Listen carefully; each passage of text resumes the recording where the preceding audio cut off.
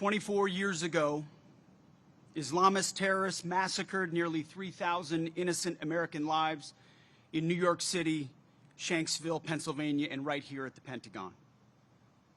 The building you see behind me, the War Department, was targeted in an act of savage evil.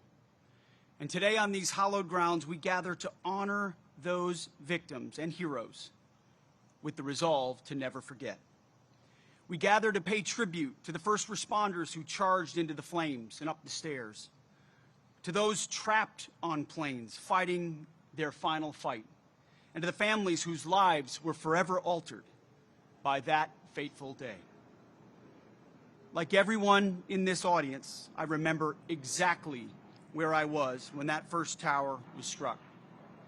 A college junior with a fresh set of Army fatigues in my dorm room closet, having just joined Army ROTC.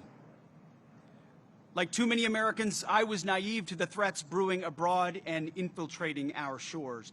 But from that day forward, I felt an unshakable call to action, a duty to defend our sacred homeland with everything I had. Like all of you, 9/11 was the ultimate validator to serve. But I was not alone. An entire generation of warriors stepped forward, willing to pay the ultimate price to exact retribution and secure our country. Forged in the crucibles of Afghanistan and Iraq, we stood watch in distant lands on dangerous missions, often, in retrospect, nebulous missions, all to secure our people and so we could live in peace.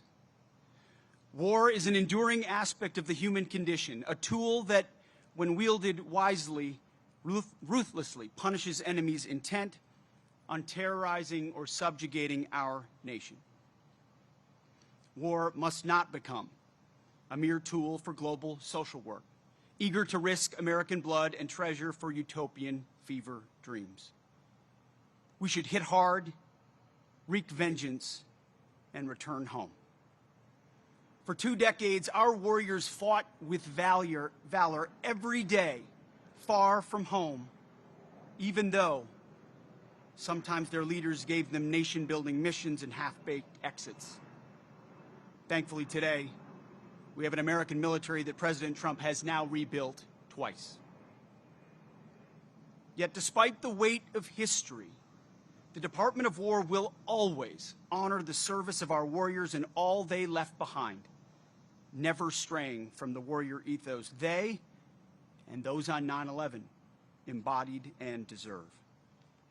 We best honor their memory and the memory of 9/11 by learning the correct lessons of that day and the decades of courage that followed. Full hearts, clear eyes. To every member of our War Department, past and present, you are the best, the real elite, the real 1% of this nation. Standing here today, we honor those 184 rings of the bell, souls lost at the Pentagon and on Flight 77. Even as first responders were grossly outnumbered by the wounded, many ran toward the chaos, cared for the injured, and comforted the dying. It was bedlam. But in that moment, American heroism was laid bare. That purpose, that spirit lives on in uniform today. Despite such tragedies, our republic endured. It endured that day. It endured on Flight 93, charging that cockpit, and at the Pentagon. It endured over those Islamists. It endured over 2 decades of war, and it endured stronger, wiser, and tougher, forged by the blood and courage of patriots. Our job now is to ensure that future generations inherit a strong and vigilant America. 9/11 is vivid for me and all of you, but it will soon live only in the history books for our youngest. We must teach our children that the price of freedom we love is eternal vigilance. Instill in them the importance of upholding America's Constitution, holding tight to our freedom and our faith, and relentlessly pursuing our enemies.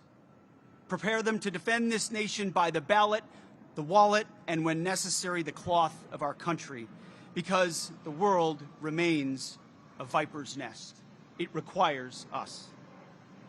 As I speak, hostile elements plot to curb our power and slaughter our people in our homeland, in our hemisphere, and halfway around the globe. Not everyone needs to wear a uniform, but some of us do. That is our profession and our promise to this nation. In closing, a reading from Scripture, Romans chapter 5, verses 3 through 4. We rejoice in our sufferings, knowing that suffering produces endurance, endurance produces character, and character produces hope. On this day, 24 years ago, we suffered. In the years since, we have endured. Our service and sacrifice have forged our character, and today we stand in hope for the future of our great nation. The young soldiers who take the oath give me hope. The young cops who wear the badge give me hope. The young firefighters who answer the call give me hope. The young agents who patrol our border give me hope.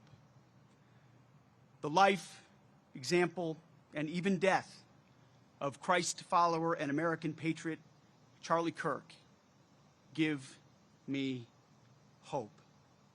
Sheer courage, no matter the arena. Charlie, we love you. We know that you have heard the Lord's words. Well done, good and faithful servant. Full heart, clear eyes.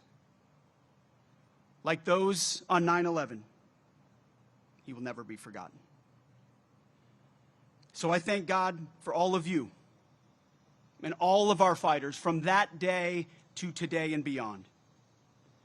May God bless our warriors as they ruthlessly seek our enemies on behalf of the fellow citizens they love. We owe you and all of those who witnessed 9/11 nothing less.